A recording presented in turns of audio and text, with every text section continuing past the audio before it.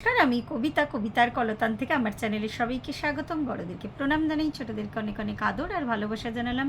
আমি চলে এসেছি এখন হ্যাশট্যাগ আমরা সকলের আজকের বিষয় নিয়ে। আজকের বিষয় মধুমিতার মনের কথার মধু দিয়েছে। বিষয়টা বেশ ভাবনা চিন্তা করা একটা বিষয়। দিদি ঠিকই বলে, ও বিষয় কালেকশান করে, টপিক কালেকশান করে, এত সুন্দর সুন্দর টপিক দেয় কি বলবো। মানে ভাবনা চিন্তার মানে হয়তো খুব সাধারণ টপিক দিচ্ছে, কিন্তু আমরা যেন ভাবতে পারি না, মানে ওই দিকটায় ফোকাস করি না। কি সুন্দর টপিকগুলো দেয়, মধুকে অনেক ধন্যবাদ। আর আজকের টপিক হচ্ছে বিছানায় বসে জব ধ্যান করা যায় কি না।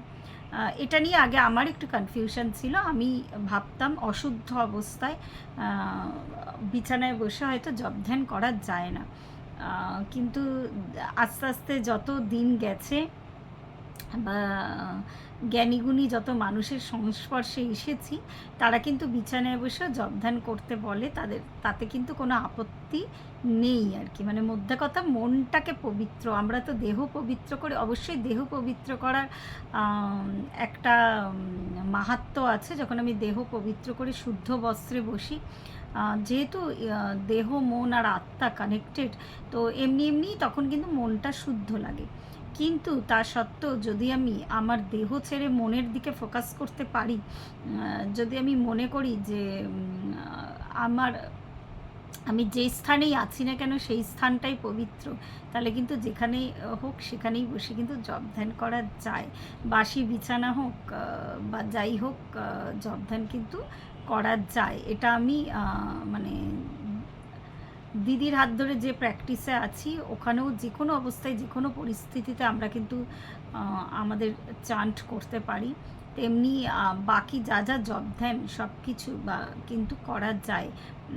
এই যে আমি রেইকি বা লামাফেরা এগুলো শিখেছি, তো এগুলোতেও কিন্তু বিছানার ওপরেও, মানে বরঞ্চ বলে যে বিছানার ওপরে ভালো হয়, যেহেতু আমরা যখন মেঝেতে বসি তখন যেহেতু আর্থিন হয়ে যায়, তো এনার্জিটা কিন্তু আমাদের এনার্জি ফ্লোটা কিন্তু আর্থিনের ফলে কিন্তু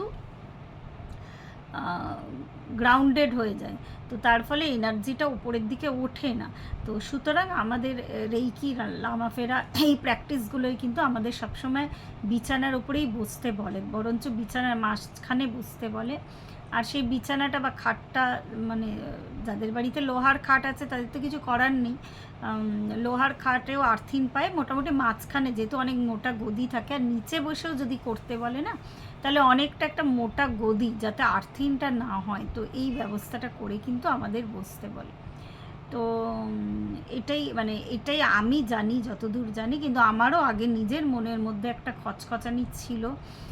সবসময় মনে হতো যে বাবা, মাটিতে বাসি বিছানায় বসে করব, বা মানে আর কি যে স্থানটায় বসছি স্থানটা ঠিক পরিষ্কার মনে হচ্ছে না। কিন্তু মন যদি একাত্ম করা যায়, ওই দেহ থেকে বার করে যদি মনে, আর মন থেকে বার করে যদি আত্মায় পৌঁছানো যায়, চেতনাটা নিয়ে পৌঁছানো যায়, তাহলে সব স্থানই পবিত্র, সব স্থানই সুন্দর। তো যে কোনো অবস্থায় যে কোনো পরিস্থিতিতে, ইভেন আমাদের মানে প্র্যাকটিসে, মানে রেইকি লামাফেরাতেও বলা হয়, ইভেন বুদ্ধিস্ট প্র্যাকটিসেও বলা হয়, মেয়েরা যে কোনো অবস্থায়, কেন এই প্রশ্নটা অনেকের মনেই আসে। তো আমাকে এই প্রশ্নটা কিছুদিন আগেই, যেহেতু রাখি এখন এই প্র্যাকটিসে আছে, বুদ্ধিস্ট প্র্যাকটিসে, তো ও জিজ্ঞাসা করেছিল যে মানে আর কি মেয়েদের মান্থলি যখন পিরিয়ড চলে তখন করা যায় কি না। তো এতে কোনো বাধা নেই। কোনো ইভেন আমরা ছোটোবেলা থেকে যে সংস্কারগুলো নিয়ে বড় হয়েছি, ওই সংস্কারগুলোই আমাদেরকে বাধা দেয়। কিন্তু সংস্কারগুলো কতটা ঠিক কতটা ভুল আমি সেই তর্কে যাচ্ছি না। এমনকি আমি মায়ের বাড়ি, মানে বিপত্তারিণী মা চণ্ডীর বাড়ি গিয়েও জিজ্ঞাসা করেছি। ওই অবস্থায় কিন্তু মায়েরাই বলেছে, মানে ওখানে যারা মায়েরা আছেন, ওই অবস্থায় কিন্তু মাকে ছোঁয়া যায়। আর এমনকি আমি বেলুড় মঠের সন্ন্যাসিনীদের কথাও শুনেছি, মায়ের ভোগ করা যায় বা মাকে ছোঁয়া যায়, ওটাতে কিছু হয় না আর কি। তো এই কথাটার সাথে আমার প্রাসঙ্গিক মনে হলো বলে আমি বললাম এই কথাটা। তো সুতরাং ওই মনটাকে একাত্ম করে সেই চেতনায় নিয়ে গিয়ে যদি বসা যায়, তো যে কোনো স্থানই পবিত্র, এটা আমার মতামত। বড়দের রঞ্জনা দিই বা বাকি বড়দের মতামত শোনার জন্য আমি অধীর অপেক্ষা। অপেক্ষায় রইলাম। প্রত্যেকে ভালো থাকবেন, পরিবারের সকলকে ভালো রাখবেন। ধন্যবাদ।